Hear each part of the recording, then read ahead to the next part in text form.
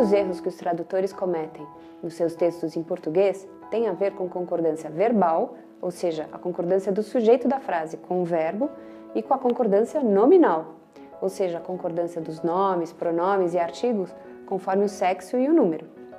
Isso não é um grande problema em inglês, mas em português é importante.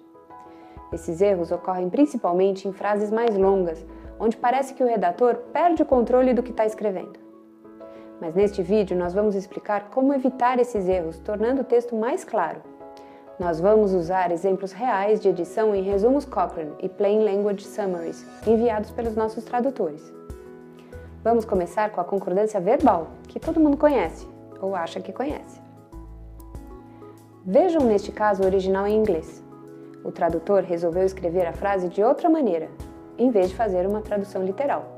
Ótima iniciativa! Só que, numa frase comprida como essa, é fácil ficar perdido.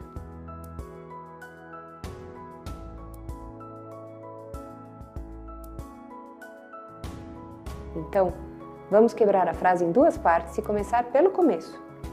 O correto é que o número foi menor. O núcleo do sujeito da frase não é participantes, e sim número, a quantidade. A quantidade é que foi menor.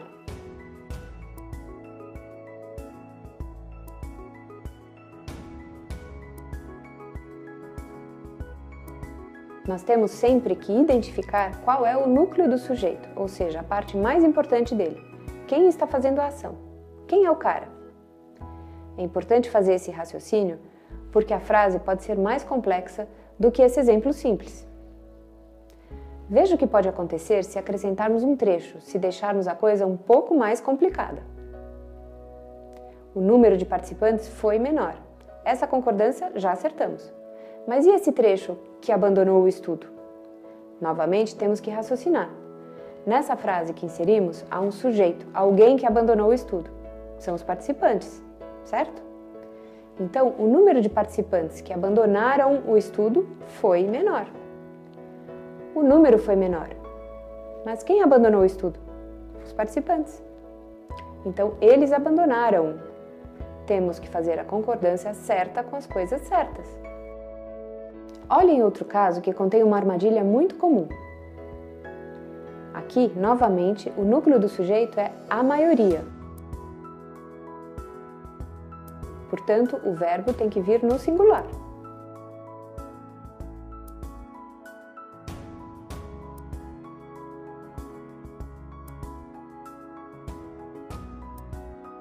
Esse é um bom exemplo de concordância nominal. A maioria é um substantivo feminino. Para quem não gosta dessa construção de frase, a maioria foi colocada, que pode mesmo soar estranha, existe uma outra maneira de dizer a mesma coisa corretamente. Basta isolar na maioria entre vírgulas e concordar o verbo com o plural e no masculino.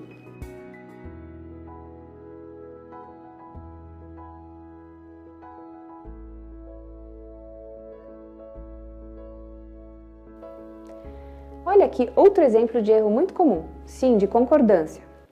O verbo ter no plural leva um acento circunflexo, mas é muito comum que as pessoas esqueçam de colocar o acento, e aí parece que o verbo está no singular. A frase correta é assim, com acento no tem. Se o sujeito da frase estivesse no singular, não haveria problema.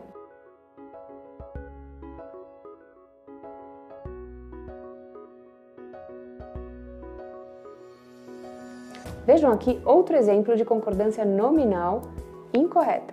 O tradutor provavelmente imaginou que só por estar próxima da palavra estudo, que é masculina, a palavra incluídos também deveria ficar como masculina. Porém, quem foi incluído? As crianças foram incluídas. Elas. Então temos que concordar incluídas com crianças.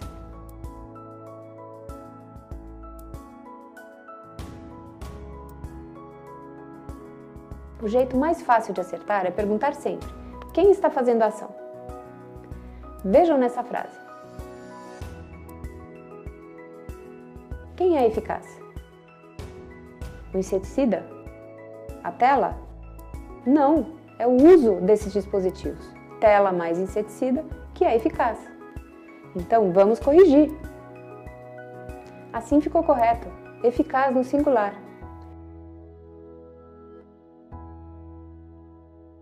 A gente sabe que fazer traduções do inglês para o português pode ser um desafio, porque em inglês as palavras não aparecem no feminino ou masculino e os adjetivos não vão para o plural.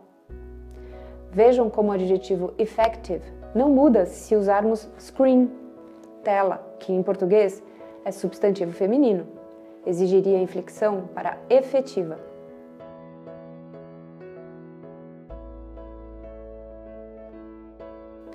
E a conjugação verbal é bem mais simples também, não é mesmo?